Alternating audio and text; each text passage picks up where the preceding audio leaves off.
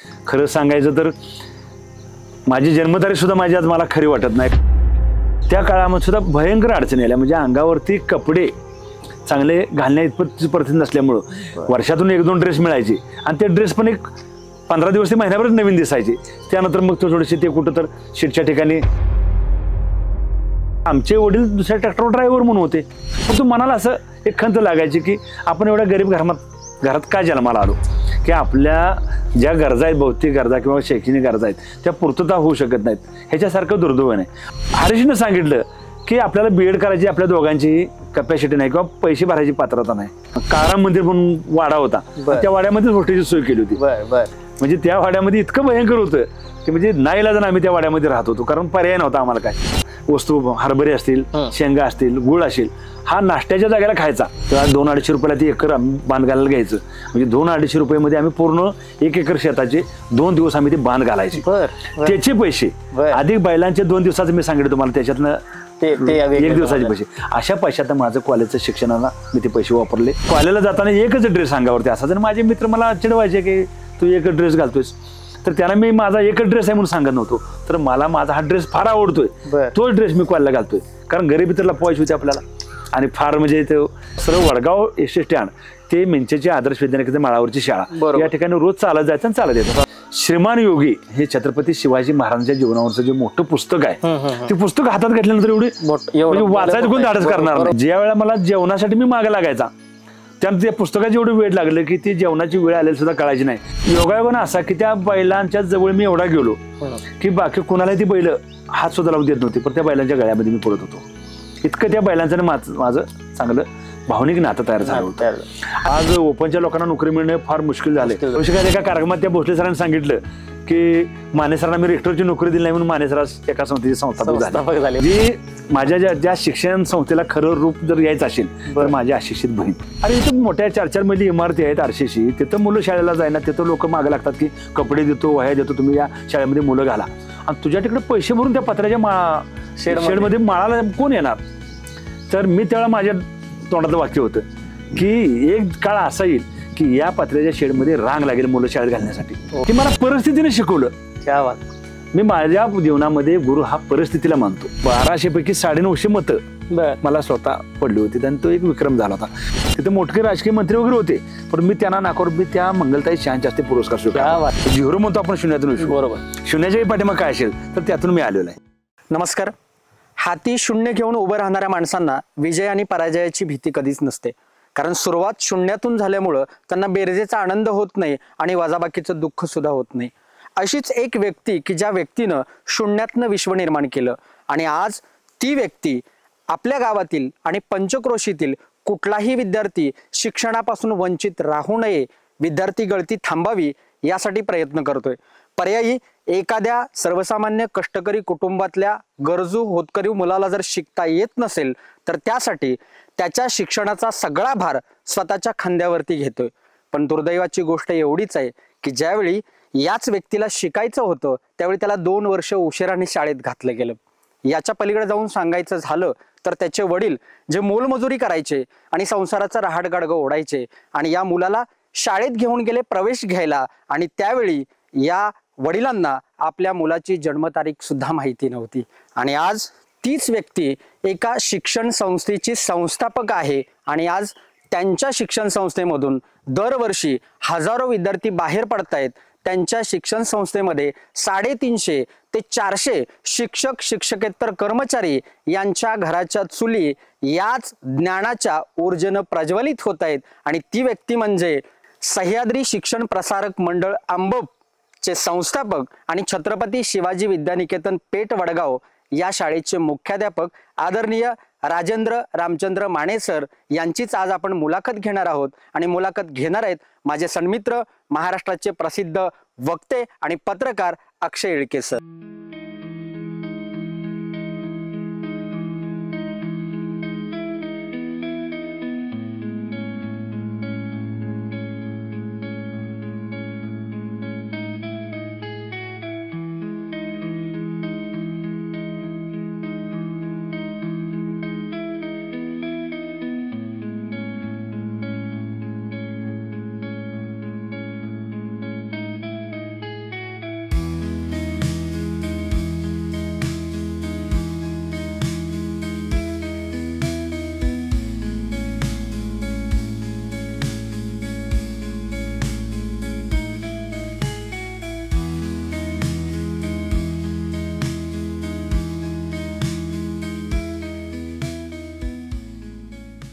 मंडळी नमस्कार.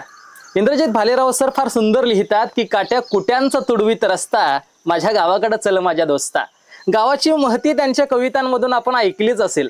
मात्र एक अशी व्यक्ती ज्या व्यक्तीनं गावाची लाडी गोडी अनेक शहरांमध्ये राहणाऱ्या विद्यार्थ्यांना लावली आणि मोठमोठी शहरं सोडून आज गाव खेड्याकडे येऊन उत्तम दर्जाचं शिक्षण जे विद्यार्थी घेऊ शकतात अशीच एक शिक्षण संस्था ज्या व्यक्तीनं उभी केली आहे. आणि या शिक्षण संस्थेची गंगा अगदी घराघरापर्यंत पोहोचवण्यासाठी जी व्यक्ती अत्यंत महत्त्वाचं योगदान देते असेच माननीय श्री राजेंद्र माने सर आज आपल्या सोबत आहेत. त्यांच्यासोबत आज आपण गप्पा मारणार आहोत आजच्या या पॉडकास्टमध्ये. सर सहर्ष स्वागत आहे तुमचं आजच्या आपल्या या शब्दवेडे पॉडकास्ट मध्ये. नमस्कार सर. आज तुम्ही तर आलेला आहात. खरंच आम्हाला प्रचंड आनंद होतोय. तुमच्याकडून बऱ्याच गोष्टी मला ऐकून घ्यायच्या आहेत, जाणून घ्यायच्या आहेत आणि त्या सगळ्या संदर्भाने बोलणार आहे. मी सुद्धा एक शहरातून येतो, म्हणजे निमशहरी आहे इचलकरंजी सारखं शहर.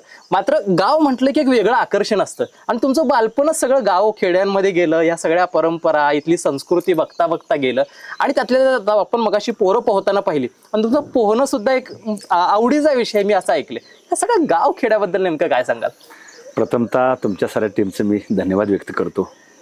माझी मुलाखत घेत आहे हे माझ्यासाठी फार अभिमानाची गोष्ट आहे. धन्यवाद सर.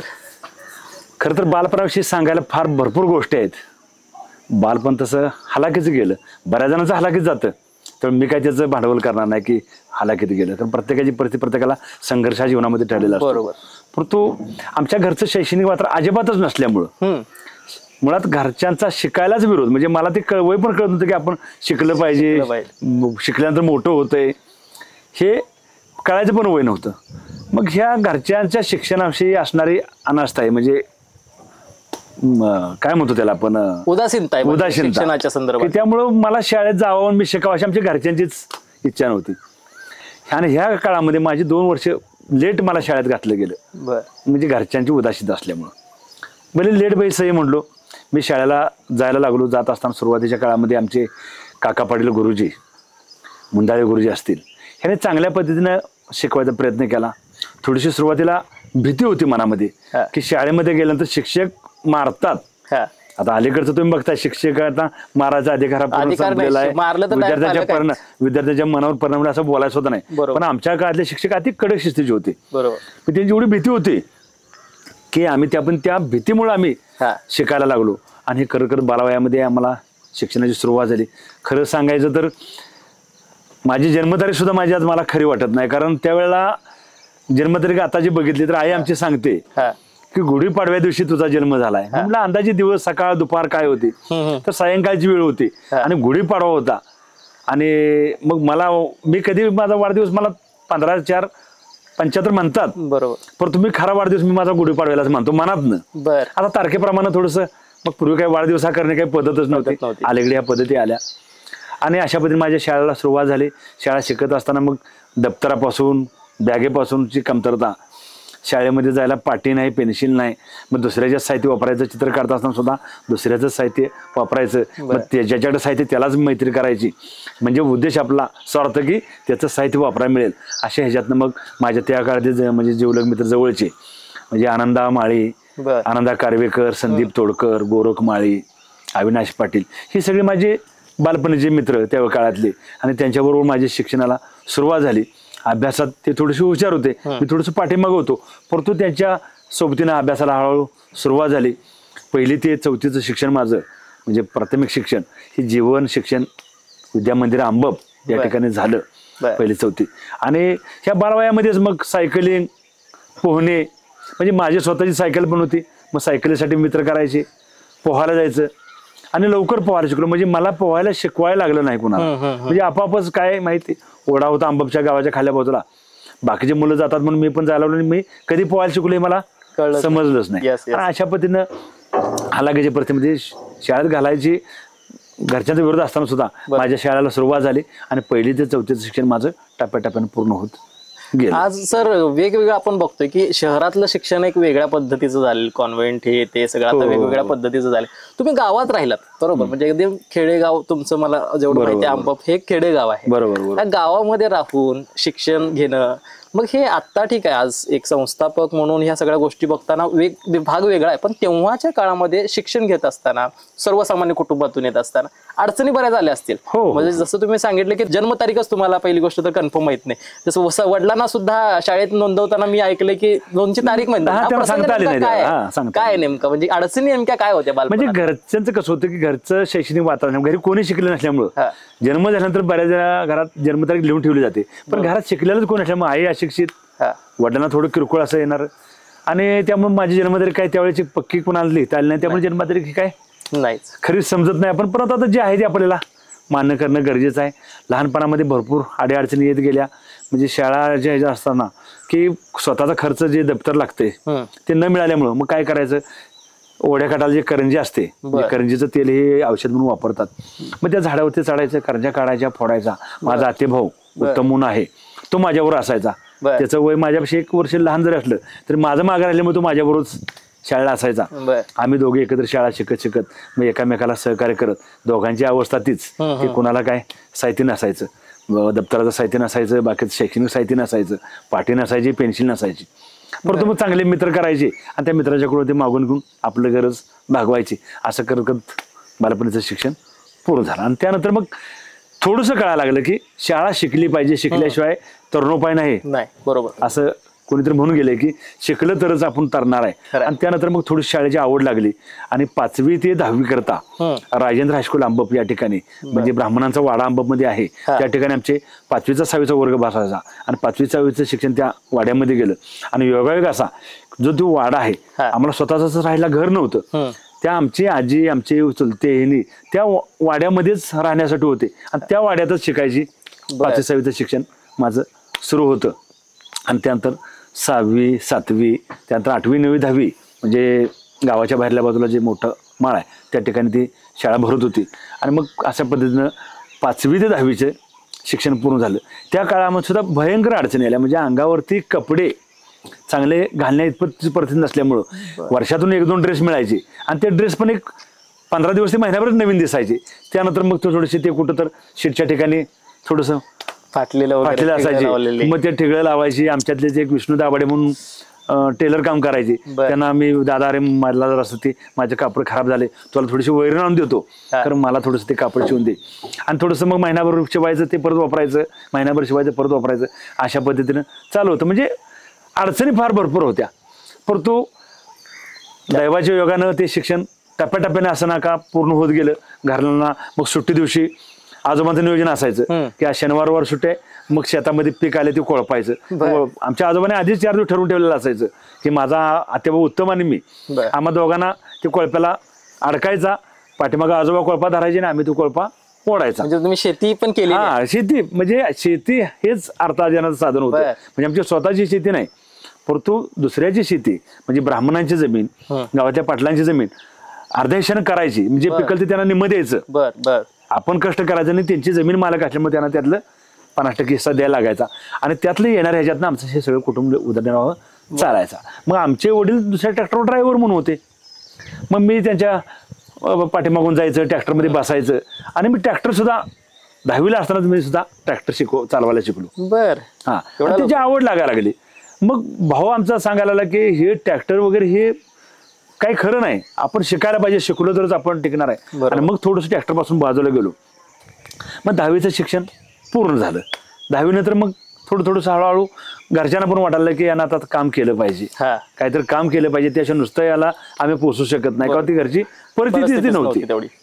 आता आम्ही घरच्यांच्याकडे भरपूर अपेक्षा करायच्या, मी माझ्या आई वडिलांच्याकडून, माझ्या आजोबांच्याकडून, परंतु त्यांचीच परिस्थिती नसल्यामुळे ते पण काही देऊ शकत नाही, त्यांचाही काही दोष नव्हता. बरोबर. परंतु मनाला असं एक खंत लागायची की आपण एवढ्या गरीब घरात का जन्माला आलो, की आपल्या ज्या गरजा आहेत, भौतिक गरजा किंवा शैक्षणिक गरजा आहेत, त्या पूर्तता होऊ शकत नाहीत, ह्याच्यासारखं दुर्दैव नाही. आणि म्हणून आपण शिकलं पाहिजे, काहीतरी केलं पाहिजे.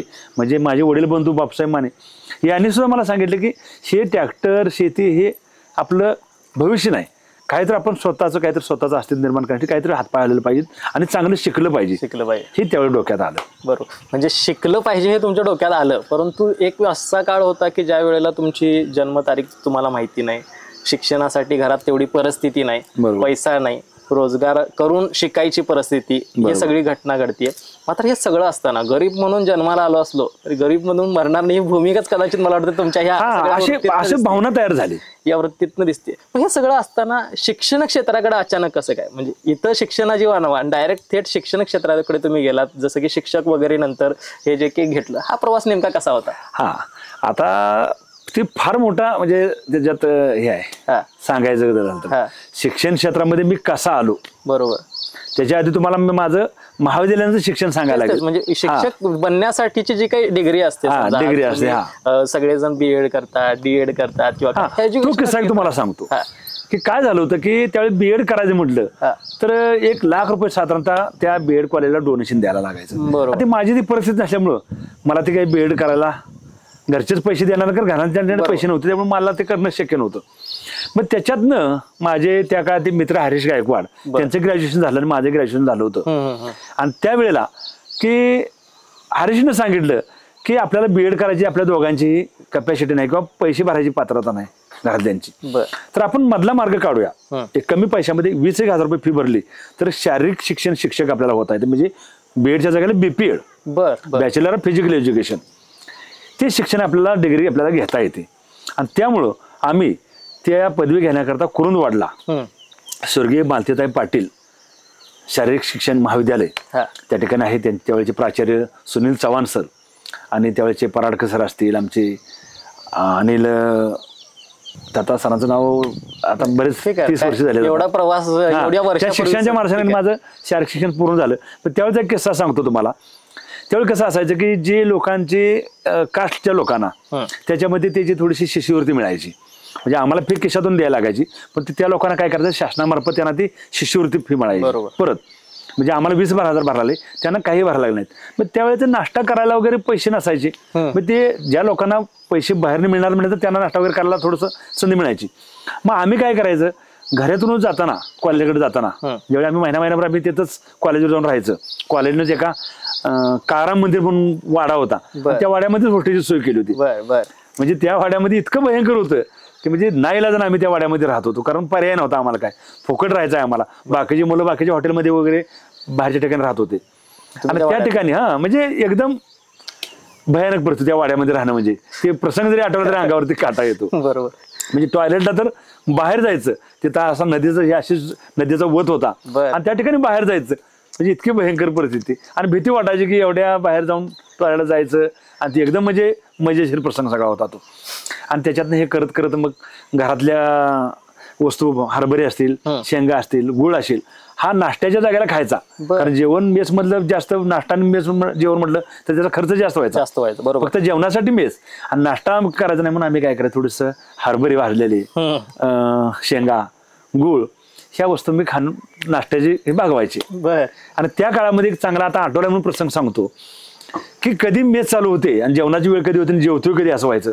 आणि त्यामध्ये श्रीमान योगी हे छत्रपती शिवाजी महाराजांच्या जीवनावरचं जे मोठं पुस्तक आहे, ते पुस्तक हातात घेतल्यानंतर एवढी म्हणजे वाचायचं कोण धाडस करणार नाही. म्हणजे मी ती म्हटलं बघूया तर पुस्तक कसं असते. आणि योगायोग असा की मला छत्रपती शिवाजी महाराजांचा इतिहास त्या पुस्तकानं मी वर्षभरात ते पुस्तक पूर्ण वाचून काढलं. आणि ज्या वेळेला मला जेवणासाठी मी मागे लागायचा त्यानंतर त्या पुस्तकाची एवढं वेळ लागलं की ती जेवणाची वेळ आलेली सुद्धा कळायची नाही. आणि बाकीचे मित्र मला म्हणायचे, अरे ते पुस्तक ठेव, आपण जेवायला मेसची वेळ झाली, जेवायला जागा. म्हणजे वाचनाची एकदा आवड लागल्यानंतर ते सगळं पूर्ण पुस्तक कधी वाचून झालं. म्हणजे शिवाजी महाराजांच्या जन्माच्या अगोदरचा काळ, त्यांचा घडलेला पूर्ण इतिहासातला काळ आणि त्यानंतरचा काळ, हा सगळा काळ त्या पुस्तकामध्ये आहे. आणि त्यामुळं त्या शिवाजी महाराजांच्या कुटुंबातला एक सदस्य असल्यासारखं ते पुस्तक वाचताना मला झालं. ते पुस्तक मी वाचलं, म्हणजे माझ्या जीवनातला तो एक अतिशय अविस्मरणीय क्षण म्हणतो आपण, की ते पुस्तक मला म्हणजे वाचनाची अजिबातच गोडी नव्हती, त्या पुस्तकाने मला वाचनाची गोडी तयार केली. मला तर सगळ्यांना सांगायला आवडेल की बाबा आजच्या काळामध्ये जे वाचनापासून दूर चाललाय समाज, अशा काळामध्ये एक माणूस जेव्हा वाचतो, वाचाल तर वाचायला सांगितलं जातं, तर खरंच ह्या एका तुमच्या पुस्तकामुळे म्हणजे छत्रपती शिवाजी महाराज हे सगळ्या महाराष्ट्राचं समाजाचं दैवत आहेत. मात्र अशा सगळ्या काळामध्ये एक त्यांचं पुस्तक अख्खं जीवन बदलू शकतं, ही फार मोठी स्टेप आहे. तुम्ही शिक्षण घेतलंच, म्हणजे मला वाटतं शिक्षण क्षेत्राच्या संदर्भानं एक प्राध्यापक होण्याच्या दृष्टीनं शिक्षण घेतलं, ते सुरुवातीच्या काळामध्ये नोकरी करणं किंवा इतर ठिकाणी काहीतरी धडपडणं, जसं तुम्ही सांगितलं शिक्षणासाठी, शिक्षण घेण्यासाठी तुम्हाला नोकरी करणं गरजेचं होतं. बरोबर बरोबर. तिथं कराव्या लागल्या का, म्हणजे शिक्षण पूर्ण होताना किंवा शिक्षण नाही, घेताना? नोकरी नाही केली मी. त्या काळी काय होतं की नोकरी करणं आणि मग ते थोडंसं अडचणीचं, नोकरीच मिळायची नाही. बर. मग त्यातला एक आमच्या आजोबाने काय पर्याय काढला की आमच्या घरी बैलजोडी होती. बर. सर्जा राजा नावाची बैलजोडी होती आणि ती बैल चांगली म्हणजे मोठी होती, धष्टपुष्ट. त्या बैलांच्याकडे बघितलं, जवळ जरी जायचं म्हणतं भीती वाटायची. पण योगायोगानं असा की त्या बैलांच्या जवळ मी एवढा गेलो की बाकी कोणाला ती बैल हात सुद्धा लावून देत नव्हती, पण त्या बैलांच्या गळ्यामध्ये मी पडत होतो. इतकं त्या बैलांचं माझं चांगलं भावनिक नातं तयार झालं होतं. आणि ते करत करत मग आजोबाने सांगितलं की तू कॉलेज करायचं सकाळी 11पर्यंत आणि 11 नंतर ही बैलजोडी घेऊन दुसऱ्याच्या शेतावरती तू काम करायला जायचं. बरोबर. आणि ते माझ्यासाठी एक पर्वणी फायद्याचं ठरलं, कारण विषय असा होता की बैल धष्टपुष्ट मोठी होती. ज्या कामाला 2 दिवस लागायचे ती बैल एका दिवसातच काम करायची. बर. आणि मी काय करायचा, एखाद्या शेतकऱ्याला जायचा, तुमचं किती आहे काम, 2 दिवसाचा, मी एका दिवसामध्ये काम करून देतो, कारण मला 2 दिवसात तुम्हाला पैसे द्यावे लागणार. आणि मग मी आजोबांना काय करायचा, ते एका दिवसाचे पैसे द्यायचे आणि एका दिवसाचे पैसे माझ्याकडे राहायचे. आणि त्या पैशातून मग थोडंसं माझ्या ज्या गरजा आहेत, माझे कपडे असतील, माझे शैक्षणिक साहित्य असेल, ह्या साहित्याची पूर्तता मला त्या पैशातून व्हायला लागली. बर. आणि त्या बैलांचं म्हणजे मुक जनावर असतं, त्याचे आशीर्वाद मला फार मोठे लाभले, कारण त्या बैलांच्या येणाऱ्या पैशातून. आणि त्याचबरोबर ते बैलांनी काम केल्यानंतर ऊसाचं पुढचं काम असतं की ऊस फोडल्यानंतर ऊसाची भरणी करायची असते आणि त्याचे बांध घालायचे असतात पाणी तटवण्याकरता. ते बांध घालायचं काम करायचं मी. आमचे दोघं तिघं माझ्या वयाचे मित्र होते, त्यांच्या गटानं आम्ही काय करायचं, ते खंडित घ्यायचं. तेव्हा 200-250 रुपयाला ती एकर बांध घालायला घ्यायचं. म्हणजे 200-250 रुपयामध्ये आम्ही पूर्ण 1 एकर शेताचे 2 दिवस आम्ही ते बांध घालायचे. त्याचे पैसे अधिक बैलांचे 2 दिवसाचे मी सांगितलं तुम्हाला, त्याच्यातनं 1 दिवसाचे पैसे. अशा पैशात माझं कॉलेजच्या शिक्षणाला मी ते पैसे वापरले. आणि त्याच्यातून कपड्याचा हिस्सा एक सांगतो की कपडे कॉलेजला जाताना एकच ड्रेस अंगावरती असायचा. माझे मित्र मला चिडवायचे की तू एकच ड्रेस घालतोयस, तर त्यांना मी माझा एकच ड्रेस आहे म्हणून सांगत नव्हतो, तर मला माझा हा ड्रेस फार आवडतोय, तोच ड्रेस मी कॉलेजला घालतोय, कारण गरिबी तर लपवायची होती आपल्याला. आणि फार म्हणजे ते हलाखीच्या परिस्थिती ते घाले. पण एक दिवस असं ठरवलं की एक दिवस असे ड्रेस घ्यायचे, पैसे साठवत गेलो. कोल्हापूर जो गांधीनगर कापडासाठी प्रसिद्ध असणारी बाजारपेठ, त्या ठिकाणी गेलो आणि प्रत्येकाच्या अंगावर दिसेल तसा ड्रेस घ्यायचा. असे 15-16 ड्रेस घेऊन आलो. आणि परमेश्वरच्या कृपेने आज ताग आहेत मला अंगावरती कपड्यासाठी. मला कधी असं खंत वाटलं की कपड्यासाठी माझे पैसे नाहीत. ते माझा काळच त्या बैलांच्या पैशातनं माझा तो निघून गेला. क्या बात आहे, क्या बात आहे. म्हणजे आज खरं तर बैल म्हटलं की सगळ्यांना बैलगाडा शर्यत हे ते सगळं आज आठवत आहे, परंतु एक बैल फक्त शर्यतीपुरताच नाही तर एखाद्या माणसामध्ये वेगवेगळे रंग भरू शकतो. उदाहरण तुम्ही आहात. मला सर विचारायचं आहे, हे सगळं हालाकीचा सगळ्या काळातून तुम्ही येत होता, आता हे सगळं एवढा हाल अपेष्टा हे सगळं सहन करून करून पुढे जात असताना सुद्धा आज तुम्ही एका अशा स्टेपवरती पोहोचलाय की जिथं जाऊन एक शिक्षण संस्था उभी करणं, एक हायस्कूल कॉलेज उभं करणं, इंग्लिश मिडियम स्कूल, हे सगळा इतका पसारा आज तुम्ही उभा केलाय. हे नेमकं कसं शक्य झालं, म्हणजे एखाद्याला कल्पनेत सुद्धा शक्य होत नाही, हे तुम्ही वास्तवात उतरवलं. बरोबर आहे. कसं शक्य झालं? म्हणजे खरी कंडिशन तुम्हाला सांगायची झाली तर कॉलेज काढणं, संस्था काढणं, शिक्षण संस्था काढणं हा काय माझ्या डोक्यात पण विषय नव्हता. आपलं एकच ध्येय, एक साधी नोकरी करणे आणि आपलं कुटुंबाला शरीरात चालवणे, पण आपण पैसे मिळवायचे, एखादी नोकरी करणे, ह्याच्या आपल्या डोक्यात विषय नव्हता. परंतु योगायोगानं नोकरीचा भरपूर प्रयत्न केला. आपण कुठल्या तरी बँकेत एखादी नोकरी मिळेल, परत एखाद्या क्लार्कची नोकरी मिळेल, परंतु ती सुद्धा नोकरी मिळेल ना. 1-2 वेळा आम्ही वारणा बँक म्हणून तात्या स्थापना बँकेत प्रयत्न केला, परंतु त्याच्यामध्ये काय संधी मिळेना. मग त्या काळात प्राध्यापक PN तोडकर सर यांच्या मार्गदर्शनाखाली त्यांनी ठरवलं की आता कुणाच्या तुम्ही वशिला न लावता तू जर चांगलं कॉलेज शिक्षण पूर्ण केलंस, उच्च कॉलेज MA आणि PhD वगैरे केलीस, MPhil केलंस, तर तुला कुठल्याही कॉलेज होते, ज्युनियर कॉलेज किंवा सिनियर कॉलेजवरती प्राध्यापकाची नोकरी तुला मिळू शकते. तेवढं तू प्रयत्न केला असता तुला ते शक्य आहे. आणि मग डोक्यात ठेवलं की आपण चांगलं शिक्षण पूर्ण करायचं आणि शिक्षण पेशात जायचं. मग मी मागं सांगितलं की तू बीपेड करण्याचा इतिहास, ते पैसे भरणे असल्यामुळे ते बीएडच्या जागेला बीपेड केलं. आणि योगायोगानं बीपेड केल्यानंतर सुद्धा 2-3 वर्ष फिरत राहिलो नोकरीच्या शोधामध्ये. प्रत्येक शाळेमध्ये जायचं, इंटरव्ह्यू द्यायचा. मग तेवढा दर होता 4 लाख 5 लाख रुपये द्या, घरच्याची प्रति पैसे द्यायचे नाही आणि फुकट कोण नोकरी देणार नाही, असे सगळं चाललं होतं. आणि त्या काळामध्ये एक आमचे मिंचेला आदर्श विद्यानिकेतन मिंचे नावाची निवासी शाळा चालू व्हायला सुरू होतं. त्या ठिकाणी त्याचे संस्थापक आदरणीय DS घोगरे सर आणि त्या संस्थेचे व्हाईस चेअरमन माझे शैक्षणिक गुरु प्राध्यापक PN तोडकर सर यांच्या मार्गदर्शनाखाली मला त्या ठिकाणी लिपिकाची संधी मिळाली असं वाटायला लागलं. मी 2-3 वेळा गेलो, मला नोकरी पाहिजे. मग मला वाटायचं मी BEd झालोय, MA BPEd आहे आणि मला शिक्षकाची नोकरी मिळायला पाहिजे. परंतु आदरणीय तोडकर सर आणि माझ्या बहिणीचे मिस्टर म्हणजे वसंत प्रल्हाद पाटील राहणार ताकारी, माझे दाजी, माझे भाऊ, ह्या तिघांनी असा निर्णय घेतला की ह्याला कोणती नोकरी मिळते, सरकारी नोकरीचा जॉब मिळतोय. आज ओपनच्या लोकांना नोकरी मिळणे फार मुश्किल झाले आणि ह्याला शिक्षकच नाही राहून दे, लिपिकाची नोकरी मिळते. आणि मी मात्र आपलं शिक्षक म्हणूनच डोक्यात बसलो होतो. आणि ते BPEdला गेल्यानंतर जे सर अंगामध्ये जे प्रत्येक जण सर सर म्हणून हाक मारायचं, सर म्हणजे कोणतरी मोठा आहे आणि सर अंगात भिनला की आता आयुष्यभर आपल्याला सर म्हणूनच लोकांनी बोलवलं पाहिजे. अशा यातनं ते शिक्षक होण्याचा ध्यास लागला होता.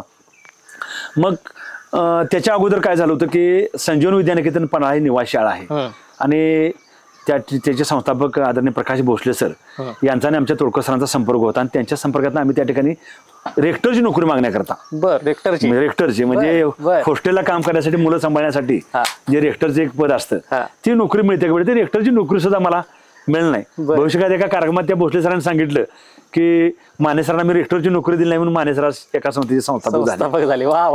म्हणजे त्यावेळेला भोसले सरांनी तिथंच रेक्टर झाला असतो तर मी तिथंच कुठं माझं गुटपळत राहिलो असतो. तर ते नंतरच्या कार्यक्रमामध्ये भोसले सरांनी एकदा बोलून दाखवलं माझ्याविषयी, त्यावेळेला भावना व्यक्त केल्या.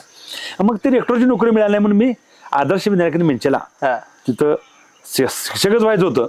परंतु शिक्षकाची जागा माझ्या विषयाची नसल्यामुळं त्या ठिकाणी मला त्यांनी लिपिकाची नोकरी दिली. मग त्या संस्थेला थोडीशी मदत करायची होती. त्या उद्देशाने माझे दाजी आणि भाऊ यांनी सगळ्यांनी मिळून थोडंसं पैशाची व्यवस्था केली आणि त्या ठिकाणी साधारणतः 18 जून 2001 यावेळी मी तिथं माझी नोकरीची सुरुवात झाली. मग नोकरीला जात असताना माझ्याकडे मोटरसायकल नाही, अडचणी यायच्या. मग जायचं कसं तर रिक्षाला हात करायचा. रिक्षाला त्यावेळेस 2-2.5 रुपये असायचं वडगावपर्यंत आणि वडगावपासून मिंच्या आणि वडगावच्या मध्ये शाळा. मग निम्म्यासाठी मिंच्याचं भाडं का द्यायचं म्हणून मी चालत जायचा. त्यावेळी कमी पैसे होते परंतु जाण्याचा मार्ग नसल्यामुळे मी कुणाला तर मोटरसायकल हात करणे किंवा सरळ वडगाव एस स्टँड ते मिंचेची आदर्श विद्यानिकेतन माळावरची शाळा या ठिकाणी रोज चालत जायचं आणि चालत यायचं. साधारणतः 2.5-3 किलोमीटर जायचं आणि 2.5-3 किलोमीटर यायचं. असं रोज 6 किलोमीटर रोज 6 किलोमीटर चालायचं. चालायचं तेव्हा काही वाटायचंच नाही, कारण पळायचं वय होतं त्यामुळं. आणि बऱ्याच वेळा काय होतं शाळेतच राहणं असायचं आठवड्यातून 3-4 दिवस. मला राहायला कंपल्शन नव्हतं परंतु त्या शाळेचा एवढा लढा लागला होता. आणि तिथं योगाची गोष्ट अशी की तिथं जेवण खाणं सगळं तिथं होतं. ते मुलांना चांगलं जेवण द्यायची आणि ते जेवण आम्हाला कर्मचाऱ्यांना पण मिळायचं. खाण्याच्या ज्या काही इच्छा होत्या त्या सगळ्या त्या आदर्श विद्यानिकेतन शाळेतल्या मेसनं पूर्ण केल्या. म्हणजे त्या शाळांचा धन्य म्हणतो की भले पगार आम्हाला कमी होता. आता पगार त्या काळातला तुम्ही विचार केला तर मला पगार 400 रुपये पगार होता. 400 रुपये. आता 400 माझे 150 रुपये खर्च व्हायचे, 250 रुपये माझी शिल्लक राहायची. आणि ते पैसे माझे साधारणतः 2006-07 पर्यंत मी तिथं नोकरी केली. त्या काळामध्ये विनंदन शाळा होती. त्यानंतर 2004ला त्याला अनुदान मिळालं आणि थोडंसं मग शिक्षकाची संधी तिथं मिळते असं वाटायला लागलं. परंतु मलाच असं वाटायला लागलं की आपण इथं नोकरी करण्यात काय स्वारस्य नाही. मग मी तोडकसांना म्हटलं तुम्ही आज तुमचं सगळं घरचं व्यवस्थित आहे, तुम्ही मी संस्था काढूया, तुम्ही संस्थापक व्हा आणि तुमच्या संस्थेत मी मुख्याध्यापन काम करतो आणि मी जसं इथं निवास शाळेमध्ये काम करतोय तसं आपण स्वतःची निवास शाळा आपण तयार करूया. आणि त्याने मग कासारवाडी या ठिकाणी कासारवाडी हायस्कूल कासारवाडी आणि मादळ्याला साधे मादळी हायस्कूल साधे मादळी ही 2 हायस्कूल तोडकर सर अध्यक्ष आणि मी सेक्रेटरी त्या संस्थेमध्ये. आणि मी शाळा झाल्यानंतर मी तिथं मुख्याध्यापक म्हणून काम करायचं. अशा पद्धतीने 2002-03ला त्या ठिकाणी आम्ही प्रस्ताव भरला. 2004ला मान्यता मिळाली आणि 2004ला कासारवाडी सारख्या ठिकाणी त्या ठिकाणी आम्ही हायस्कूल सुरू केलं. म्हणजे माझा सहभाग फक्त काम करण्यापुरता, पैसे वगैरे काय खर्च करायचे ते माझ्या पैसे नसल्यामुळे सरांनी पैसे घालायचे आणि मी त्या ठिकाणी मुख्याध्यापक म्हणून नोकरी करायची आणि संस्थेला हातभार लावायचा. हे करत आणि डोक्यात असं आलं की मी तोडकर पाटील सर आपण निवास शाळा करूया, आपण निवास शाळा करूया. मग तोडकर सरांनी डे स्कूलमध्ये धन्यता मांडली. त्यांना पैसे खर्च म्हणजे बिल्डिंगामध्ये निवास शाळा करता मेस हॉस्टेल याची सुविधा करण्यासाठी पैसे खर्च करायचे. मग माझ्याकडे जर पैसे नाहीत मग मी सरांच्या पाठीमागे लागण्याशिवाय पर्याय नव्हता. मग असे 2-3 वर्ष गेल्यानंतर सर काय त्याला दाद देण्यात, सर काय निवास शाळा काढायचा नाव घेण्यात. मग मला असं वाटायला की आपण आता काहीतरी केलं पाहिजे आणि मला असं वाटायला की आपण शाळा काढू शकतोय. मग डोक्यात कल्पना आली आपण शाळेला मान्यता एकदा मिळाली की कुठल्याच एका मोठ्या उद्योगपतीच्या शाळेला नाव द्यायचं, त्याच्याकडून पैसे घ्यायचे, त्याची इमारत बांधायची आणि मग निवास शाळा सुरू करायची. म्हणजे डोक्यात कल्पना कोणतर माझ्या शाळेला नाव देणार, बिल्डिंग बांधून देणार, त्याचं आपण शाळेला नाव द्यायचं. ही मूळ संकल्पना. पैसे नसताना डोकं चालवायचं असं आपल्याला चालवायला पाहिजे. बरोबर बरोबर. अशा पद्धतीने आम्ही ठरवलं. मग योगायोगानं मी 2005ला प्रस्ताव भरला. त्याच्या आधी काय केलं, तोडकर सरांचं थोडंसं मागे पुढे होते म्हटल्यानंतर मी काय केलं की शिक्षण संस्था रजिस्ट्रेशन केली. सह्याद्री शिक्षण प्रसारक मंडळ. म्हणजे सह्याद्री नाव का, तर मला थोडंसं इतिहासाचा पगडा माझ्यावरती असल्यामुळं छत्रपती शिवाजी महाराज म्हणजे आपण सह्याद्रीच्या कड्याकापर्यंत राहतोय. बरोबर. आणि म्हणून मी त्यावेळेला सह्याद्री शिक्षण प्रसारक मंडळ अंबप या संस्थेची स्थापना केली 2003ला. आणि त्यानंतर योगायोगानं 2004-05ला तो प्रस्ताव भरण्याचा जाहिरात आली होती. मी 2004-05ला प्रस्ताव भरला आणि 2005ला मला मॉडर्न विद्यानिकेतन आळते या ठिकाणी शाळेला मंजुरी मिळाली. फक्त मंजुरी मिळणं आणि शाळा सुरू करणं ह्यात फरक होता. मंजुरीला सुद्धा कसं केलं की कासारवाडीची शाळा असेल, मादळीची शाळा असेल आणि मी ज्या ठिकाणी नोकरी करत होतो त्या संस्थेची एक दुसरी गुरुकुल म्हणून शाळा असेल, ह्या मान्यतेचा अनुभव असल्यामुळं मी ज्या ठिकाणी मान्यता मागायला गेल्यानंतर सांगितलं की मी एका शाळेमध्ये क्लार्क म्हणून काम करतोय, मला थोडंसं कमी खर्चामध्ये शाळेला मंजुरी मिळायला पाहिजे. आणि ज्या नोकरीच्या खाली माझे साठवलेले पैसे होते त्या पैशातले पैसे काय केले, एक 25,000 रुपये मला खर्च आला होता त्या काळात 2004-05ला. हा, मला त्यावेळेला मॉडर्न विद्यानिकेतन शाळेची यादी लागली दैनिक पुढारीला की सह्याद्री शिक्षण प्रसारक मंडळ अंबप संचलित मॉडर्न विद्यानिकेतन आळते मंजुरी मिळाल्या शाळांची यादी लागली. आणि एक आनंद की माझ्या संस्थेला शाळेला मंजुरी मिळाली. आणि मग आपण आता शाळा सुरू केली पाहिजे. मग आपल्याला पैसे नाहीत, मग काय करायला लागेल. मग मी एक दिवस ठरवलं की माझ्या बहिणीला, माझ्या आता बाकीचे पाहुणे मंडळी सगळे तसे आत्या असतील, बाकीचे असतील गरीबच, मला मामा नाही, सख्खा सावत्र मामा आहे. मग पैसे कोण आपल्याला देणार, शाळा काढायला काय म्हणतात. मग मी प्रथमतः माझ्या बहिणीकडे प्रस्ताव मांडला. आधीच मला नोकरीच्या काळात मला बहिणीनं आर्थिक सहकार्य केलं. माझी बहीण अशिक्षित, म्हणजे खरं म्हणजे माझ्या ज्या शिक्षण संस्थेला खरं रूप जर यायचं असेल तर माझी अशिक्षित बहीण, की तिनं मला सांगितलं तू धाडस करायला लागलास नव्हे, मी माझ्या मिस्टरांना कन्व्हिन्स करतो. माझे मिस्टर पण शिकलेले नाहीत, पण माझ्या मिस्टरांची परिस्थिती जरा बऱ्यापैकी चांगली आहे आणि तुला 5 लाख रुपये द्यायची व्यवस्था मी करतो. म्हणजे 5 लाख रुपये एवढे मोठे होते की त्यावेळेला 5 लाख रुपये 2 एकर जागा येत होती. 2 एकर जागा विकत घेऊ शकत होते, एवढी त्या पैशाची किंमत होती 5 लाखाची. जवळपास 20 वर्षापूर्वी. हा, 20 म्हणजे 2005ची गोष्ट आहे. बरोबर, 2005-06ची गोष्ट आहे. मग मी भाऊजींना कन्व्हिन्स करायचा प्रयत्न केला. भाऊजींना काय ते असंही वाटलं नाही, पण 2 दिवसांनी बहिणीनं सांगितलं मी भाऊजींना तयार केले, तुझ्या दाजीनं तयार केलंय आणि तू पैसे तुला द्यायची व्यवस्था करतो. मग ते भाऊजींनी मला ते पैसे आणून दिले. ह्या 5 लाखात काही शाळा होणार नाही. मग माझ्या शाळेमध्ये असणारे एक 3-4 सोंगडे होते, त्यांना मी म्हटलं तुम्ही आता या ठिकाणी नोकरी लागायसाठी परमनंट होण्यासाठी पैसे भरायला तयार आहे. बरोबर. ते पैसे तुम्ही इथं न देता आपण एक तिघं कॉन्ट्रीब्युशन करूया. तुम्ही तिथं देणारे पैसे, माझे पैसे आपण ह्या शाळेमध्ये घालूया, कारण माझी एकट्याची प्रति शाळा उभा करण्याची नाही. मी 2-3 हिस्सा ठरवून घेतला. 2 एकर जमीन घेतली आळते गावामध्ये 2005ला आणि हे सगळं उभा करत एक 100 बाय 30 शेड उभा केलं पत्र्याचं आणि त्याच्यामध्ये ती शाळेला 2006ला सुरुवात झाली. त्याच्यामध्ये गंमत अशी की गावामध्ये भरपूर शाळा असायच्या बाकीच्या ठिकाणी आणि माझ्याकडे त्या पत्र्याच्या शेडमध्ये पैसे देऊन मुलं शिकायला येणार हे मी सांगायला लागलो की लोकांना हसवा यायचं. अरे इथं मोठ्या 4-4 मजली इमारती आहेत आरशीशी, तिथं मुलं शाळेला जायना, तिथं लोक मागे लागतात की कपडे देतो, वह्या देतो, तुम्ही या शाळेमध्ये मुलं घाला आणि तुझ्या तिकडे पैसे भरून त्या पत्र्याच्या शेडमध्ये माळाला कोण येणार. तर मी त्यावेळेला माझ्या तोंडातलं वाक्य होतं की एक काळ असा येईल की या पत्र्याच्या शेडमध्ये रांग लागेल मुलं शाळेत घालण्यासाठी. अशी त्यावेळेची मी बोललेलं वाक्य होतं आणि आज ती परिस्थिती आज आहे. म्हणजे जसं की ऍडमिशन इतका फ्लो आहे की वर्षाला हजारो मुलांना मी ऍडमिशन देऊ शकत नाही माझ्या शाळेमध्ये.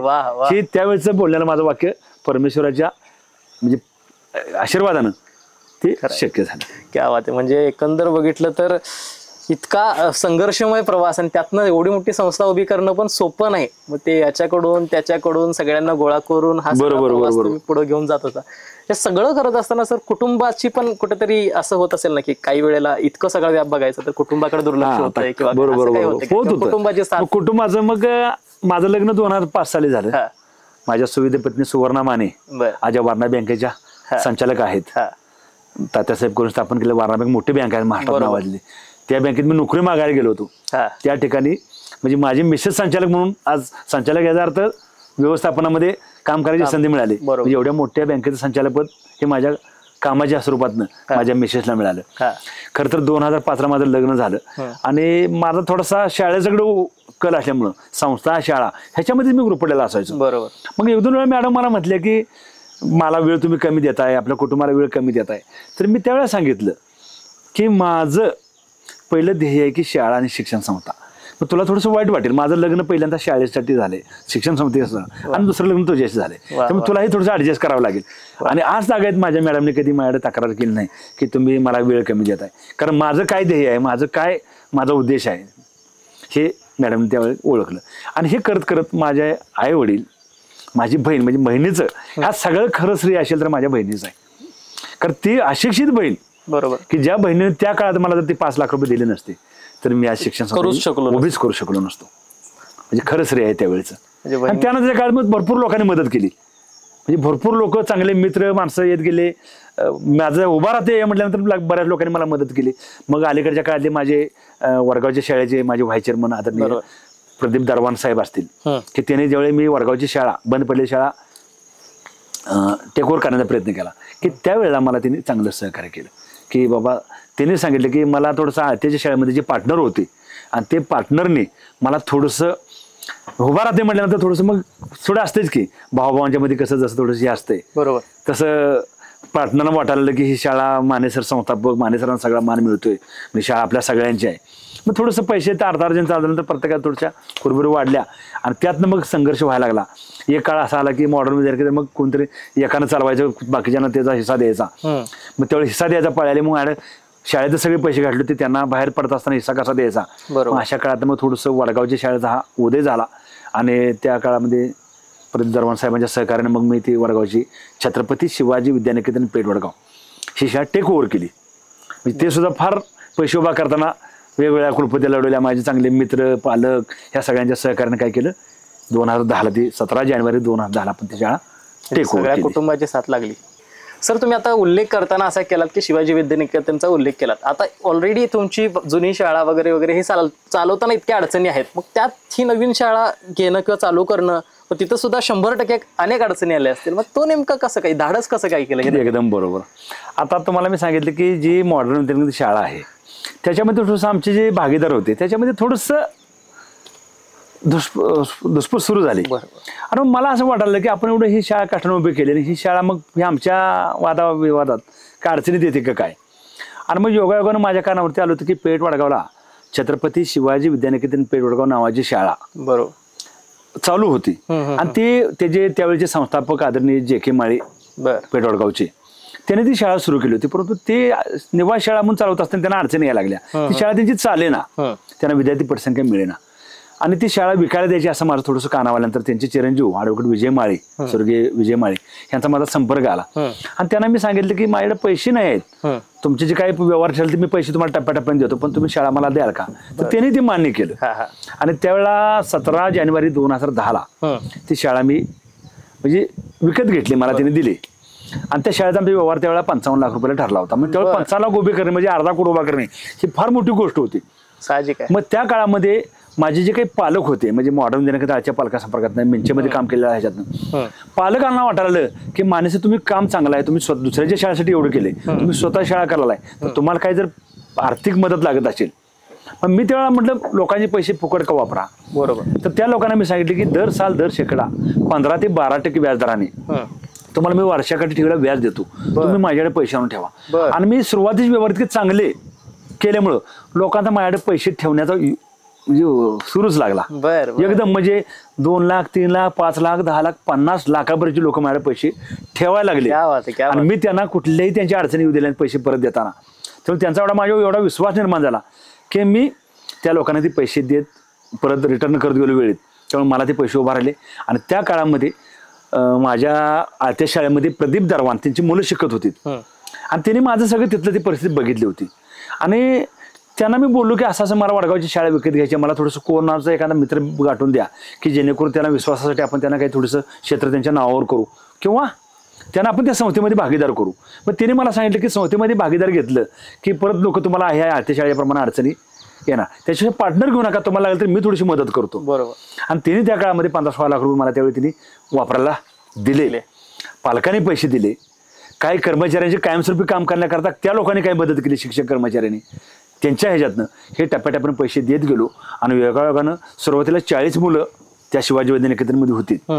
त्या 40 मुलांच्यावर जानेवारी ते जूनला माझ्याकडे 700-250 मुलांनी प्रवेश घेतला. कारण माझं काम होतं आणि माझा पालकाचा संपर्क होता.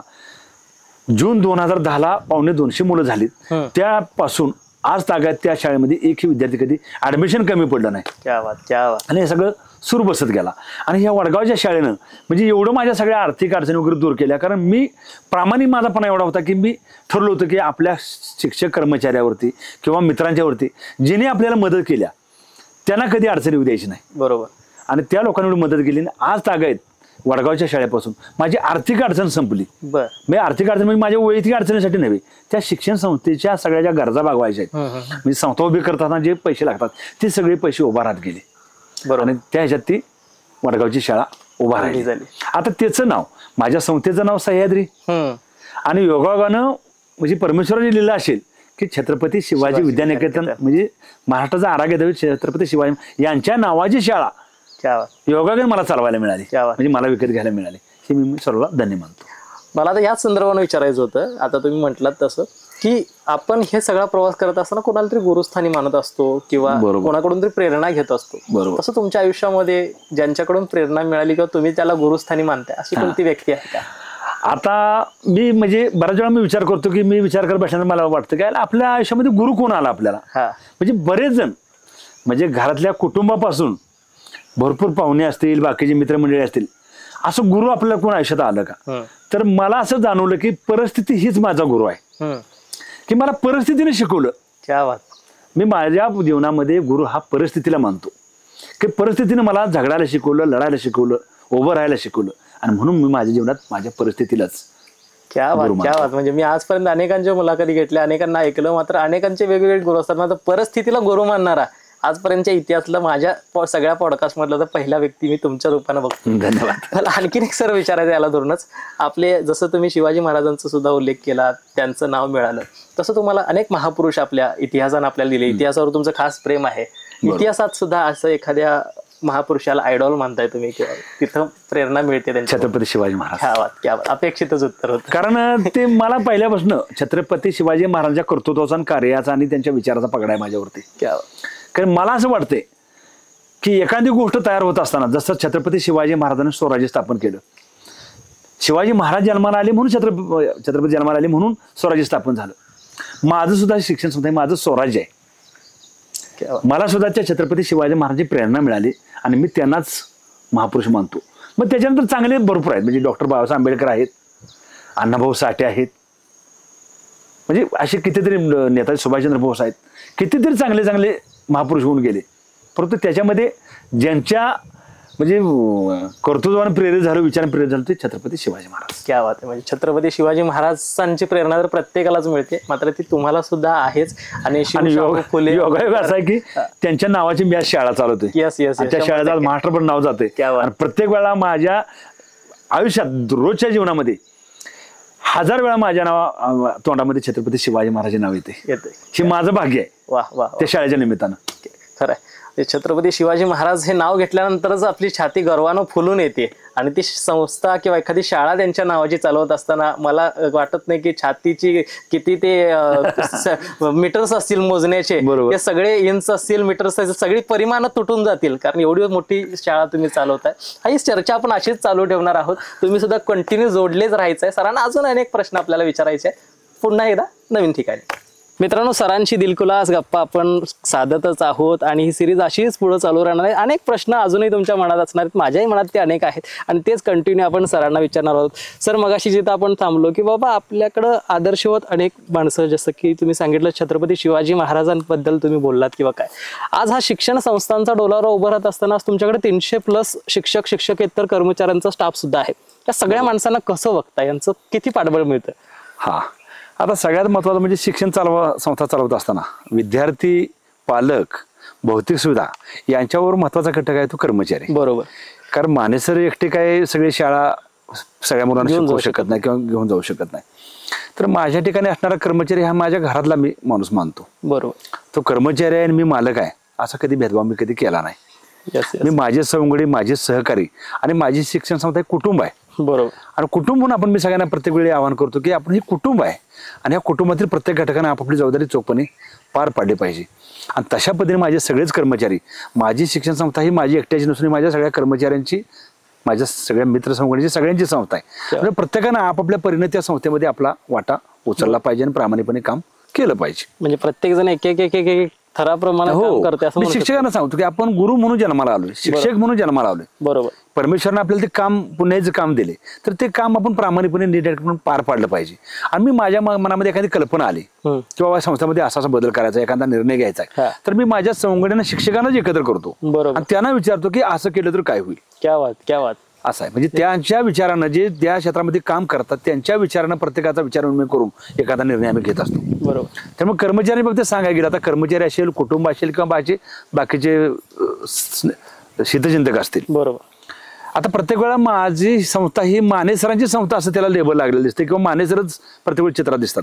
परंतु मी तुम्हाला एक माझ्या मनातली कल्पना सांगेन की जशी एखादी दहीहंडी असते, दहीहंडी फोडत असताना दहीहंडी फोडणार फक्त आपल्याला दिसतो, त्याच्या साखळी असते खाली, स्टेप स्टेप स्टेप केल्यानंतर जे प्रत्येक माणसाचं त्याच्यामध्ये वाटा असतो म्हणून तो शेवटी दहीहंडी फोडतो. तसं माझं झालंय. म्हणून मी माझी दहीहंडी ज्यावेळी माझ्या जीवनाची जी ही दहीहंडी जी आहे ती उभी करत असताना मला माझ्या सगळे कर्मचारी, माझे नातलं, कुटुंब, माझे मित्र ह्या सगळ्यांच्या मुळे ही दहीहंडी तयार झाली असं माझं मत आहे. ते सगळ्यांना सामावून घेऊन तुम्ही जाताय हे सुद्धा महत्वाचं आहे. बरोबर. फोडणारा महत्वाचा आहेच, तसं खालचा जसं की पहिल्या थराचा माणूस सुद्धा महत्वाचा आहे. हे तुम्हाला पहिले तर कळतं, हे तुम्ही समजून घेतात आणि या वृत्तीने चालतात. म्हणून आज ही दहीहंडीचे प्रत्येक थर वाढत चालले, हे थर कमी होत नाहीयेत किंवा ते कधीच ढासळणार नाही, कारण तशा पद्धतीचं तुमचं ते नेतृत्व आहे. मला आणखीन एक सर इंटरेस्टिंग वाटतं, शिक्षण संस्था आहे ते सगळं ठीक आहे, या क्षेत्रात तुम्ही कार्य करताय, पण गावच्या आणि पंचक्रोशीच्या राजकारणात सुद्धा तुमचं नाव फार अग्रक्रमाने घेतलं जातं. एक चांगलं काम करणारा राजकारणी म्हणून सुद्धा तुमच्याकडे बघितलं जातं.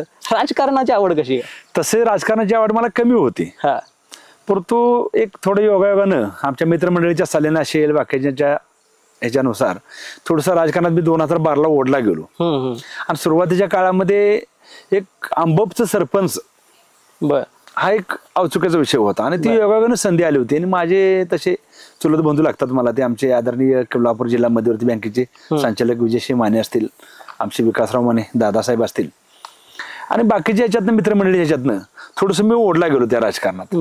आणि त्याच्यामध्ये गेल्यानंतर लक्षात आलं की राजकारणामध्ये फक्त स्ट्रेट फॉरवर्ड वागून चालत नाही, तर त्याच्यामध्ये प्रत्येक माणूस जसा भेटेल त्या पद्धतीने त्याच्यामध्ये तुम्हाला वागण्यामध्ये बदल करावा लागतो आणि ते मला जमत नाही.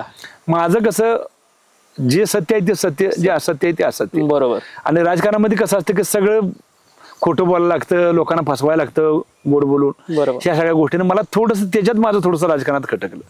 परंतु आता त्याच्यात ओढलो गेलो मात्र आपण काय तर आपल्याला दाखवलं पाहिजे, कारण आपण हे सगळं काम करत असताना राजकीय ह्याच्यामध्ये मला राजकारण आवडतंय, पण त्याच्यामध्ये एकदा गेल्यानंतर लक्षात आलं की राजकारण तितकंसं सोपं नाही. खरंय. पहिल्यांदा थोडासा किरकोळ मताने पराभव झाल्यानंतर मला असं वाटायला की आपण एवढं पण असं आपलं काम नाही किंवा आपण माणूस नाही की आपण त्या राजकारणामध्ये आपल्याला यशाची मिळणार नाही. आणि त्या ज्या प्रभागामध्ये मी उभा राहिलो त्या प्रभागामध्ये माझा किरकोळ निसट त्या मताने पराभव झाला होता. त्याच वार्डामध्ये पुढील विरोधी उमेदवाराची डिपॉझिट जप्त करा इतके मताधिक्य, म्हणजे 650 मताधिक्य, म्हणजे जिल्ह्यात विक्रम झाला होता त्यावेळी. की 1200 पैकी 950 मतं मला स्वतः पडली होती आणि तो एक विक्रम झाला होता. आणि त्यानंतर मग राजकारणामध्ये इंटरेस्ट यायला लागला, परंतु बाकीच्या राजकारणातल्या सगळ्या ज्या थिअरीज आहेत, टॅक्टिक्स आहेत, त्याच्यामध्ये थोडंसं काही गोष्टी मनाला खटका लागल्या. तरी पण राजकारणामध्ये आता थोडंसं ओढला गेलोय. आज बऱ्याच राजकीय नेत्यांच्या संपर्कामुळे शिक्षण संस्थेलाही त्याच्यातनं कामाच्या ह्याच्यात मदत होते. बरोबर. आणि त्यामुळे आता थोडंसं राजकारण करतोय जमेल तेवढं, पण जास्त जे आपला शिक्षण संस्थेला महत्व अधिक देतो, राजकारण त्यानंतर पार्ट आहे.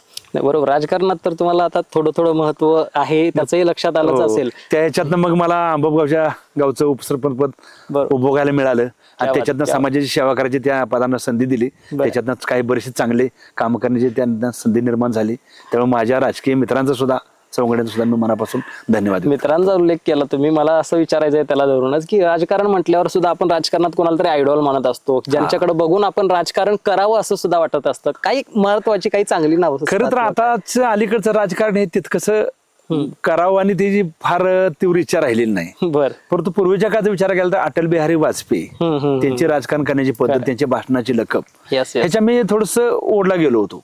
त्यानंतर नंतरच्या काळात R.R. पाटील आबा, वा. जे उपमुख्यमंत्री ज्यावेळेस झाले आणि त्यांनी जे धाडसी निर्णय घेतले, त्यांची बोलण्याची भाषण करण्याची शैली पद्धत ही मनाला भावली.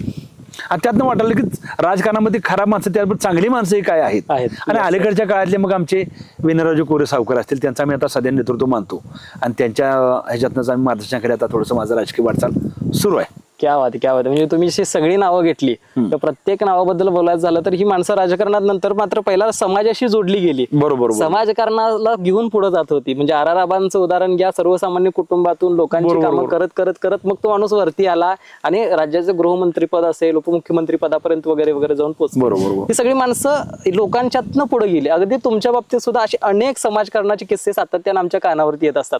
तुमच्याकडून मला असे काही प्रसंग ऐकायला आवडतील की बाबा याच्यातून लोकांसाठी आपण काहीतरी केलं पाहिजे किंवा करतोय, कोणी आलं आणि त्याच्या सेवेसाठी. पण राजकारणात आल्यानंतर काय झालं की नुसतं राजकारण करून चालणार नाही, तर तुम्ही समाजाचे भिमुख काही काम करायला केलं पाहिजे. बरोबर. म्हणजे समाजासाठी तुम्ही काहीतरी देणं केलं पाहिजे. नुसतं तुम्ही राजकारण स्वतःच हित साधायला तर त्यात तुम्हाला यश येणार नाही. बरोबर. आणि त्यातनं समाजाची सेवा करण्याचा थोडासा ओढा चालू झाला. बरोबर. आणि मग काय झालं होतं की साधारणतः 2014-15ची गोष्ट आहे बर की स्वामी विवेकानंद ध्यान केंद्र बुलढाणा ही एक सामाजिक संस्था आहे आणि या सामाजिक संस्थेनं राज्यातल्या प्रत्येक जिल्ह्याला एक पुरस्कार दिला जातोय चांगलं काम करणाऱ्या ह्या संस्थांना. आणि त्याच्यामध्ये मला त्या पुरस्काराच्या यादीमध्ये मला फोन आला की तुमचं नाव आलेलं आहे आणि तुम्ही मला बुलढाण्याला पुरस्कार स्वीकारायला जमेल का. तर ठीक आहे, माझ्या कामाच्या ह्याच्या पुढे मला एखादा पुरस्कार मिळत असेल तरी माझ्यासाठी अभिमानाची गोष्ट. बरोबर. आणि मी ठरवलं की आपण जायचं. मी माझ्या 1-2 शिक्षकांना घेतलं आणि मी तिथे गेलो. मला आधी असं वाटलं होतं की काय पुरस्कार घ्यायचा, ट्रॉफी घ्यायची आणि यायचं. तिथं गेल्यानंतर त्या पुरस्काराची यादी पाहिली आणि मला थोडंसं म्हणालं की वेगळंच वाटायला लागलं की ज्या लोकांची यादी, त्यांचं काम एवढं महाराष्ट्रात एवढं मोठं आहे. आज त्यांचं उदाहरण सांगायचं तर मंगलताई शाह पालवी म्हणून पंढरपूरला एक त्यांचं मोठं ट्रस्ट आहे की एड्सग्रस्त मुलांना त्या सांभाळतात आणि त्यांचं काम बघितलं तर म्हटलं आपण कोण आहे आणि त्यांच्या पंक्तीत आपल्याला पुरस्काराच्या रूपाने बसवायला लागलेत. मग मी त्या पुरस्कार देतात ते त्या लोकांना विचारलं की साहेब म्हटलं मला याच्यामध्ये कसं काय घेतलं, कारण माझं काय एवढं सामाजिक काम मोठं नाही आहे. बरोबर. तर म्हटले तुमच्यासारख्या अशा काही 4 लोकांची आम्ही पुरस्कार यादीमध्ये नावं घेतलीत की या बाकीच्या सामाजिक काम करणाऱ्या लोकांचा हे घेऊन, त्यांचा आदर्श घेऊन तुम्ही काहीतरी सामाजिक चांगलं काम तुम्हाला करता येईल म्हणून आवड निर्माण व्हावी. आणि मग त्यापासून मला जो सेवा समर्पण पुरस्कार मला दिला गेला आणि मी तो पुरस्कार स्वीकारत असताना सुद्धा सांगितलं की मला मंगलताई शाह ज्याचं खरंच काम चांगलं आहे, तिथे मोठे राजकीय मंत्री वगैरे होते पण मी त्यांना नाकारून मी त्या मंगलताई शहाच्या हस्ते पुरस्कार स्वीकारला. आणि मला त्यापासून वाटायला की खरंच आपण काहीतरी समाजामध्ये वेगळं केलं, चांगलं केलं तर समाज सुद्धा तुमची त्या पद्धतीनं दखल घेत असतो. आणि त्या पुरस्कारानंतर मी परत मग गावाकडे आल्यानंतर ठरवलं की आपण चांगलं काम करायला पाहिजे. त्यानंतर मग ज्या मुलांच्या आईवडिलांनी गुन्हा केलाय आणि ती शिक्षा भोगतायत आणि ती मुलं काय तर थोडंसं भरकडतात, अशा काही मुलांना मी माझ्या संपर्कातल्या मुलांना घेतलं. त्याचबरोबर ज्यांचे आई वडील हयात नाहीत आणि त्या मुलांना खरंच शिक्षणाची गरज आहे, ते शिक्षणापासून वंचित राहणार, अशा मुलांना सगळं टोटली म्हणजे त्याच्या पेस्ट पासून पायाच्या चप्पल पासून सगळा खर्च, शैक्षणिक खर्च आणि त्याचा बाकीचा खर्च माझ्या शाळेच्या ह्या संस्थेच्या माध्यमातून मी त्यांना करत गेलो. क्या बात आहे. म्हणजे समाजकारण करताना जसं मंगलताईंचं उदाहरण तुम्ही दिलं, मी स्वतः तिथं पालवीला भेट देऊन आलेलो आहे, कार्यक्रमात गेलेलो, म्हणजे अत्यंत मोठं कार्य त्यांचं आहे. आणि या माणसांकडनं प्रेरणा घेणं आणि त्या वृत्तीनं तुम्ही पुढे जाताय आणि त्यांच्या बरोबरीला तुम्हाला जेव्हा पुरस्कार दिला जातो हे ऐकतोय त्यावेळी खरंच भारी वाटतंय. मला जर आणखीन तुम्हाला बरेच पुरस्कार मिळाले, जेवढं माझ्याकडे माहिती आहे. मला तर तसे बरेच आदर्श मुख्याध्यापक, आदर्श शाळा, शिक्षक समर्पण, शिक्षक गुणरत्न असे पुरस्कार मिळाले. परंतु बऱ्याच वेळा मला पुरस्काराची विचार नव्हते की पुरस्कार देतो कर तुम्ही काहीतरी मग 10,000, 20,000, 50,000 खर्च करायला पाहिजे. मी ते पुरस्कार नाकारलेले आहेत. माझ्या कार्याची दखल घेऊन मला एखादा पुरस्कार दिला, पण छोटा असू देतो, तुम्ही स्वीकारला. पण पैसे घेऊन मी कुठला पुरस्कार स्वीकारला नाही. खरं देऊन म्हणजे मला ते बुद्धीला पटलं नाही. अनेक जण करतात, नाही मला पटत नाही. माझं ओरिजिनल म्हणजे ओरिजिनलवर माझा भर असतो, डुप्लिकेटवर मला ते आवडत नाही. आता मगाशी एक प्रश्न तुम्ही विचारता राजकारणामध्ये राहिला की तुम्ही राजकारण आणि शिक्षण संस्था ह्याचा मेळ बोलता बोलता तुम्ही बोलला की खरं तर आमच्या गावामध्ये स्वर्गीय अशोकराव माने साहेब यांची मोठी शिक्षण संस्था स्थापन केली. त्यांचे आज चिरंजीव विजयसिंह माने आणि विकासराव माने दोघे संस्था सांभाळतात. तर मला असं वाटलं की आपण नुसतं शिक्षक म्हणून नोकरी केली तर आपण समाजासाठी काय फार काय करू शकणार नाही. बरोबर. त्याच्याकरता मग मी ठरवलं की आपण छोटीशी शिक्षण संस्था करूया आणि आपल्याला यश येते का पाहूया. उद्या जीवनामध्ये असं वाटायला नको की आपण काही केलंच नाही, केलं असतं तर बरं झालं असतं, भले करून अपेक्षा तर काय वाटत. आणि त्याच्यामध्ये असं शिक्षण संस्था काढताना एक प्रश्न सांगतो. माझे सासरे तेव्हा हयात होते, आता ते गेल्याच वर्षी त्यांचा स्वर्गवास झाला, की ज्या आमच्या अंबामध्ये राजेंद्र हायस्कूल अंबप जी शाळा आहे ती शाळा जरी स्वामी विवेकानंद शिक्षण संस्थेची बापूजी सोळंके साहेबांनी स्थापन केली असली तर शाळा ती अस्तित्वात येण्याला माझे सासरे कृष्णात खांबे सर त्याला कारणीभूत आहेत. आणि ते मला प्रश्न पडला होता की शाळेला राजेंद्र नाव दिलं गेलं तर ह्याचा काय आपल्याला, म्हणजे मी सासऱ्यांनी प्रश्न केला तर मला वाटलं की माझंच नाव आहे ह्या शाळेला. मग मी सासऱ्यांना असं गमतीशीर एकदा विचारलं की राजेंद्र हायस्कूल अंबप हे शाळेला नाव कशा पद्धतीने दिलेलं आहे. तर आमच्या सासऱ्याने सांगितलं की भारताचे पहिले राष्ट्रपती डॉक्टर राजेंद्र प्रसाद आणि यांचं नाव त्या शाळेला दिलं म्हणून ते राजेंद्र हायस्कूल अंबप असं आहे. मग मला बरं वाटलं, कारण भारताच्या पहिल्या राष्ट्रपतींचं शाळेला नाव दिलं, त्या शाळेमध्ये माझं माध्यमिक शिक्षण पूर्ण झालं आणि त्याच्या शाळेच्या स्थापनेमध्ये माझ्या सासऱ्यांचा वाटा आहे, ही माझ्यासाठी फार अभिमानाची गोष्ट आहे. क्या बात आहे, क्या बात आहे. म्हणजे शाळेला नाव योगायोगानं का असे ना, परंतु तेच आदर्श घेऊन तुम्ही पुढे जाताय आणि त्या पद्धतीनं सगळं कार्य करताय. मी अजून एक सर ऐकून आहे की कुठलेही बघतो आम्ही नेहमी, तुम्ही एखादी गोष्ट ठरवली करायची तर तुम्ही ती करता, मग तिथे किती अडचणी काही आल्या तरी ती शक्य झाल्याशिवाय थांबत नाही. ही वृत्ती ती परमेश्वराची देणगी असेल माझ्याकडं, कारण मला जी एखादी गोष्ट वाटली ती करून बघायची, भले त्याच्यासाठी शेवटपर्यंत प्रयत्न करायचा, यश अपयश हा नंतरचा भाग आहे. बरोबर. आणि त्यामुळे हे काम करताना मला अतिशय चांगली लोक मिळाली आणि माझा एक स्वभाव आहे, माझा बॅकड्रॉग असेल किंवा प्लस असेल, मी प्रत्येकाला गृहीत धरतो. म्हणजे पुढच्या माणसाला विचारात न घेता माझी बहीण, भाऊ, पत्नी, आई, वडील ह्यांना असं वाटतं की मी करतो ते बरोबर आहे मला वाटतंय आणि मी ह्यांना सगळ्यांना गृहीत धरून काम करतो. येऊन माझे शिक्षक असतील, कर्मचारी असतील, बरोबर. आणि त्या सगळ्या लोकांना कळलंय की हा माणूस हा स्वतःच्या मनात निर्णय घेतो, खरं प्रत्येकाच्या आपल्या हिताचे निर्णय घेतो. बरोबर. आणि त्याचा एक मला अभिमान वाटतो की मी गृहीत धरून काम करतो, ह्या सगळ्या लोकांचा मला त्यामध्ये कधी विरोध होत नाही, पाठबळच मिळते. सगळी माणसं साथही तेवढीच देतात, तेवढीच देतात. टाकलेलं आहे की सर चुकीचं काही करत नाहीत, तुम्हाला जे ठरवतात ते योग्यच असतं. त्यामुळे हे काम करताना सामाजिक कार्यामध्ये मी तुम्हाला सामाजिक कार्याचं मगाशी सांगायला राहून गेलो की ते पुरस्कार मिळाल्यानंतर हे सामाजिक कार्याचं भान म्हणून एक अलीकडल्या काळात मुलींची संख्या कमी होत चालली आणि कमी होत चाललेल्या ह्या मुलींच्या वरती कुठं तर थोडंसं आपला काहीतरी हातभार लागायला पाहिजे, कुठं ते मुलींची संख्या वाढायला पाहिजे. मग 2 मुलींच्या वरती जे आई वडील म्हणजे आईचं सर्जरी केली जाते मुलं थांबवण्याकरता, जे 2 मुलींच्या वरती ऑपरेशन करतील त्या प्रत्येक मुलीच्या नावे 10,000 रुपये ठेवतो मी आता सध्या, म्हणजे माझ्या संपर्कातल्या लोकांच्या, की जेणेकरून त्या मुलींना त्या माझ्या कष्टाच्या पैशाचे कुठं तर त्याचा भविष्यकाळच्या जीवनामध्ये हातभार लागेल किंवा मिळेल आणि लोकांना त्यांना थोडंसं वाटेल की 4 पैसे मुलींच्या नावा मिळतात, म्हणजे आपण हे चांगलं कामासाठी आपण हे सरांचं मत ऐकूया आणि ते काम माझ्या हातून थोडंसं घडते याची मला परमेश्वराची पुण्य मिळते. त्यामुळं क्या बात आहे. म्हणजे सामाजिक कार्य करत असताना आज मुलगी नको, मग त्याच्यानंतर मुलगा पाहिजे म्हणून अगदी 2-2, 3-3, 4-4 अपत्य, जरी कुटुंब सांभाळायची परिस्थिती नसली तरी माणसं जन्माला घालताना काही दिसतं. मग अशा काळात बाबा देशाचा विचार करून, देशाची वाढती लोकसंख्या, जवळपास आपण 150 कोटीच्या घरात जाऊन पोहोचलेलो आहोत, मग अशा सगळ्या काळामध्ये हा जो एक संकल्पना तुम्ही मांडली आहे किंवा आणली आहे, खरंच कौतुकास्पद आहे. त्याच्याबरोबरच आता म्हणजे बरेच तरुण वर्गांना व्यसनापासून दूर ठेवणे, तरुण वर्गाला एखाद्या बाबा काय व्यवसाय करायचा आहे, त्याच्या घरामध्ये काही प्रॉब्लेम मला अडचण आली तर माझ्या बरोबर जो एखादा तरुण आहे त्या तरुणाला म्हणजे सगळं म्हणजे मानसिक आर्थिक जे काय त्याला लागणारे मदत आहे, अशातनं कितीतरी मी नवयुवक उभा केलेले आहेत. त्या नवयुवकांना स्वतःचा उद्योगधंदा उभा करण्यासाठी मदत केलेली आहे, एखाद्यासाठी नोकरी लावण्यासाठी आपल्या प्रयत्नांना काही जर यश मिळत असेल तर तसे प्रयत्न केलेले आहेत. आज मोठा प्रश्न भेटत होतो की तरुण मुलांचे लग्न होत नाहीत, अशा मुलांना लग्न होत नाहीत म्हणून शाळेमध्ये नोकरी गरज नसताना द्यायची, लग्न होऊन दे बाबा त्या बिचाऱ्याचं, असा उद्देश ठेवून काय तरुण वर्गाला मी माझ्या संस्थेमध्ये नोकरी देऊन त्याचं लग्न होईल अशा पद्धतीचा एक प्रयत्न. क्या बात आहे, क्या बात आहे. म्हणजे मी परवाच काहीतरी कुठेतरी बघितलं होतं की हल्ली या पुढच्या 1-2 वर्षात काहीतरी 5 कोटी युवक हे बिना लग्नाचे राहणार, असे काहीतरी एक नवीन सर्वे कोणतरी काढलाय. आता आम्ही त्यात असं की नाही माहित नाही, परंतु तुम्ही जे काही चांगलं काम करताय नोकरीची लेवल देऊन, हे फार चांगली गोष्ट वाटते. आणखीन एक सर, तुमच्या फिटनेसकडे बघितल्यानंतर जाणवते की आजही वय किती आहे काय मला अंदाज लावता येत नाही, कदाचित असेल 35-40च्या आसपास तुमचं, परंतु या वयात सुद्धा तुम्ही इतके स्ट्रॉंग फिट दिसताय. आणि सगळ्यात महत्वाचं म्हणजे तुम्हाला व्यायामाची आवड आहे. ही व्यायामाची आवड आणि इतर छंद हे नेमके कसे जोपासताय सगळं व्याप? आता मी तसा क्रीडा शिक्षक, पहिल्यापासून मला क्रिकेट खेळण्याची आणि कबड्डी खेळण्याची आवड जास्त, आणि त्यानंतर त्या काळात महाविद्यालयीन जीवनात व्हॉलीबॉल आणि पोहणे. मी कितीतरी आजपर्यंत जवळजवळ वर्षाला 25-30 मुलांना पोहायला शिकवतो. बर. उन्हाळ्याच्या सुट्टीमध्ये मला पोहायला जास्त मी मुलांना वेळ देतो. माझ्या मित्रांची, पाहुण्यांची, नातलगांची काही मुलं असतील, गल्लीतली मुलं असतील, गावातील मुलं असतील, आणि बरेच लोक मानेसर पोहायला शिकवतात. माझ्या मुलांना सोडतात, सर त्याला पोहायला शिकवायचं आहे. आणि माझाही व्यायाम होतो, पोहणे चांगलं होतं. आता वयाचा माझा विचार करता तुम्हाला पटणार नाही, येणाऱ्या 15 एप्रिलला माझा 50वा वाढदिवस साजरा होतो. बर 50. मला आता मला स्वतःला पटत नाही की माझं वय 50 झाले. बर अजून मला बरीचशी झेप गाठायची आहे. अजून माझं शरीर पळतंय, मन पळतंय. बर आणि परमेश्वराची माझ्यावरती कृपा आहे की माझा फिटनेस चांगला राखलेला आहे. दैवयोगानं सगळं माझं व्यवस्थित चालू आहे. माझे आईवडील सुद्धा आज व्यवस्थित आहेत. क्या बात. आज वय जरी झालं असलं तर सुद्धा ते आज स्वतःच सगळं करतात. माझ्या फिटनेसवर मी माझ्या आईवडिलांची पण काळजी घेतो.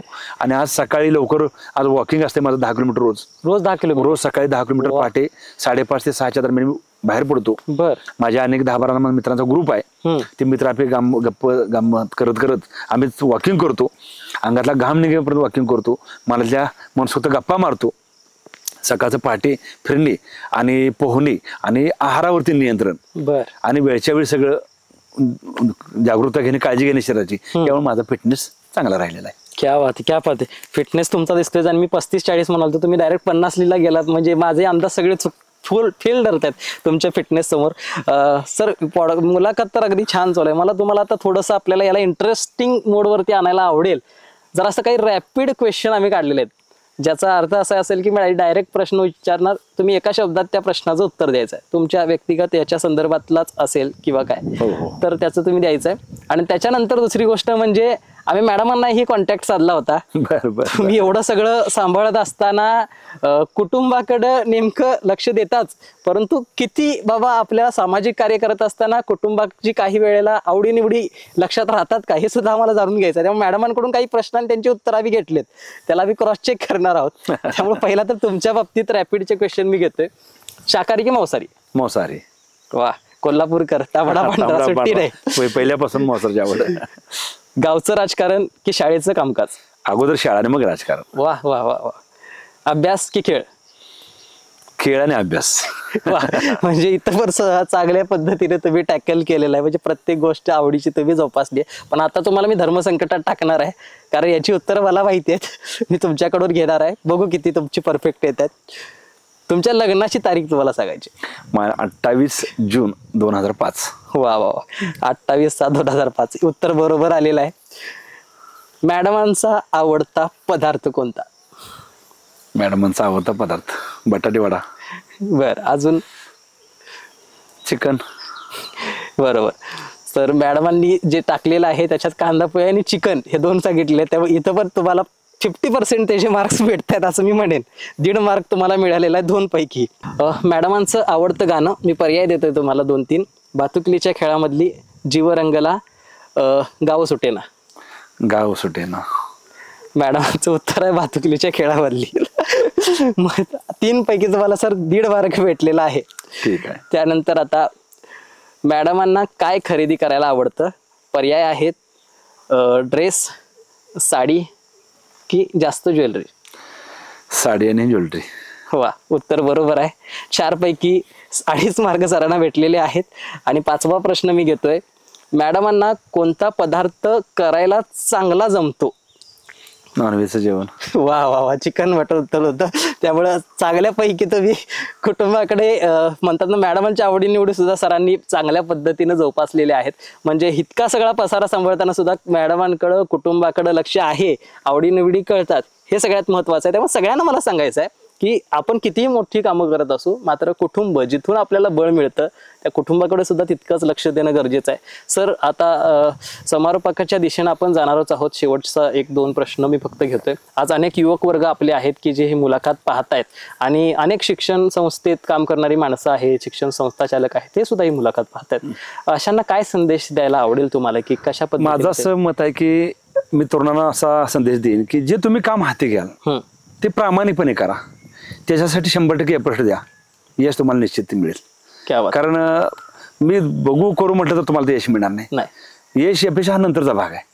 तुम्ही 100% प्रयत्न करा, त्याच्यामध्ये 100% तुम्हाला यश मिळेल. कारण मी तुमच्या पुढे तसं उदाहरण आहे की मी माझ्यामध्ये काही नसताना झिरो म्हणतो आपण शून्यातून विश्व. बरोबर. शून्याच्या पाठीमाग काय असेल तर त्यातून मी आलेलो आहे. वा वा वा. त्यामुळे 100% प्रयत्न केला तर तुम्हाला यश मिळेल ही मी खात्री देतो. मायनस मधून पुढे येऊन इथपर्यंत आज पोहोचलेला आहात. बरोबर. आणि शेवटचा एक प्रश्न मी तुम्हाला जाता जाता सर विचारणार आहे. तुम्ही सामाजिक कार्य चांगलं करताय, शिक्षण क्षेत्रात एक चांगलं कार्य आहे.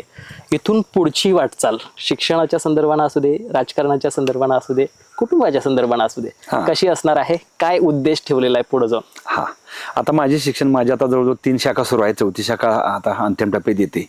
आज छत्रपती शिवाजी विद्या निकेतन ज्युनियर कॉलेज पेठवडगाव, दिशा इंग्लिश मिडियम स्कूल पेठवडगाव, निवासी अनिवासी, सह्याद्री करिअर अकॅडमी केलेली आहे.